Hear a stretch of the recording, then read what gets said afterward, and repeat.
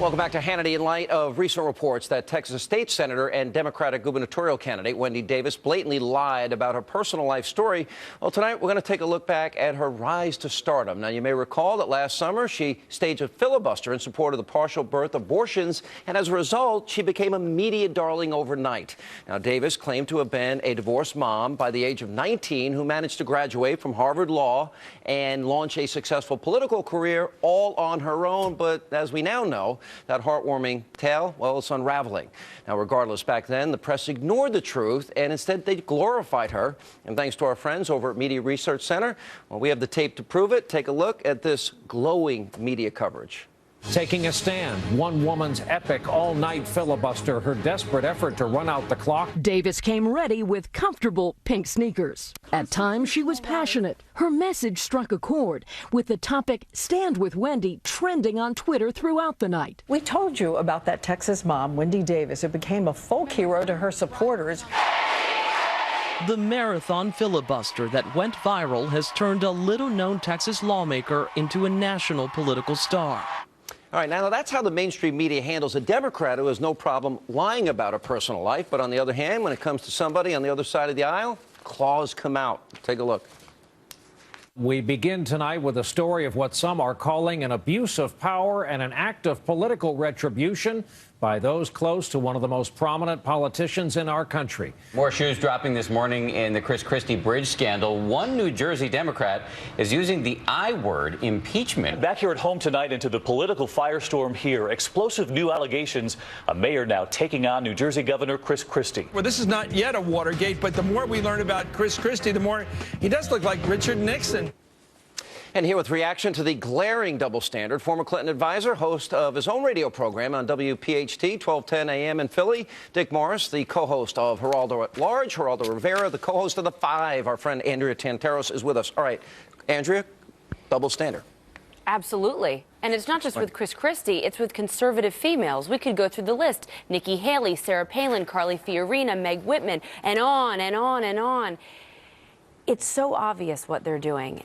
They're giving her a pass, not just for fudging her resume, but they've exalted her, Sean, as somebody who all women should look up to. And the more you dig, because you have to dig and you have to have conservative sources and people like you digging, you find out that this woman isn't anything that should be looked up to, okay? She had her husband pay for her education, not exactly I am woman, hear me roar. It's I am woman, hear me lie and beg for my husband to do it. Let me explain this, because why don't you explain, because she had this story, this tale that she was a single mom and she did it all on her own. In a trailer, and she did it all on her own. And it turns out. Pulled herself up from her bootstraps, and it turns out that this woman had her husband pay for her educational career. And as soon as he made the last payment, she said, I'm out of here. She also said, I'm out of here to her 14-year-old daughter and gave her husband custody. So she deserts her kids, and she wants women to desert them, born or unborn. Geraldo, there is a glaring double standard. That narrative she gave is nothing like what the reality is. The Potomac River is a mile wide. As children, certainly in my generation, we were taught that George Washington threw a silver coin across the Potomac. Politicians have been fudging their resume ever since the founding fathers. I mean, Winston Churchill claimed he was an F student, and in fact, he was an A- B+ student. You exaggerate how far you've come because you want to embellish your resume. I mean, I'm not Richard Blumenthal, the Democrat who is now a senator from Connecticut, lied about being in the combat in Vietnam. But stick to the point on this. She lied. She's treated one day, and then you like Chris Christie in a lot of ways, right? I like Christie. I voted for him twice. Right. I'm a New Jersey resident. Okay, you're a New Jersey resident. I really do. But I think Bridgegate is a separate thing. That's not about lying about his. I think with what Andrea said about Wendy Davis, I have to really take a slight umbrage. I mean, it's not like she lied about I had the children and I didn't have the children. I mean, she had a pretty rough road. She did graduate from Harvard Law School, for goodness sake. I mean, she is an impressive progressive but woman. not on now, her I'll own. agree with you that most of the media is pro-choice. They're pro-abortion, if you will. They tend to support their heroes. The bias of the media, I'm not going to argue that point. I think that Why are we larger arguing point whether is one correct. lie is better than the other? Do you really think that that's a good argument? So, she just flubbed it a little bit here. But Geraldo, imagine a Republican woman lying about her resume. I mean, you have Sarah Palin lying about nothing, and the media created their own narrative and lies for Sarah Palin. I mean, the double standard is really, Let's really bring in Dick terrible. Morris. Dick, let's get your thoughts on this from Philly tonight. Well, obviously, when you run on your bio and the bio is flawed, you're going to run into trouble. But I am very disturbed about Chris Christie. We're in a country right now where the president is usurping executive power to a point where we're damn close to a parliamentary dictatorship.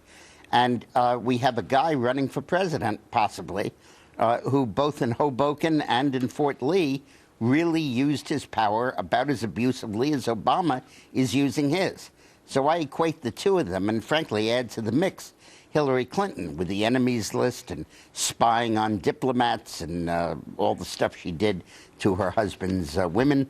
I think that you're really dealing here with a category of politicians. Are you saying that you have evidence that Christie's involved in it? Because he did fire people. I haven't seen the smoking gun evidence. And Geraldo, well, I haven't seen, in Fort Lee, I haven't seen the smoking gun evidence. In Hoboken, we're talking about some very serious charges here that she took to the United States Attorney's Office. Is it political? Of housing development he's been pressing. Well, it sure appears to be. And I don't know how this woman, Kelly, had this prearranged plan about shutting down the bridge. How did she know about the traffic lanes? When she sent the email to the Port Authority guy, Wildstein, time for some traffic problems in Fort Lee, cryptic, he said, got it. Before we go to 60 break. seconds.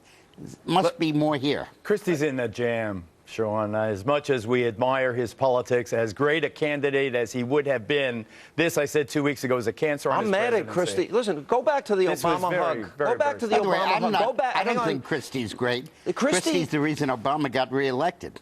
I agree with Dick on that point. I agree with Dick on that I point. think that Here's the Governor hug. Christie put Obama over the top. There's no doubt about I it. don't agree with that.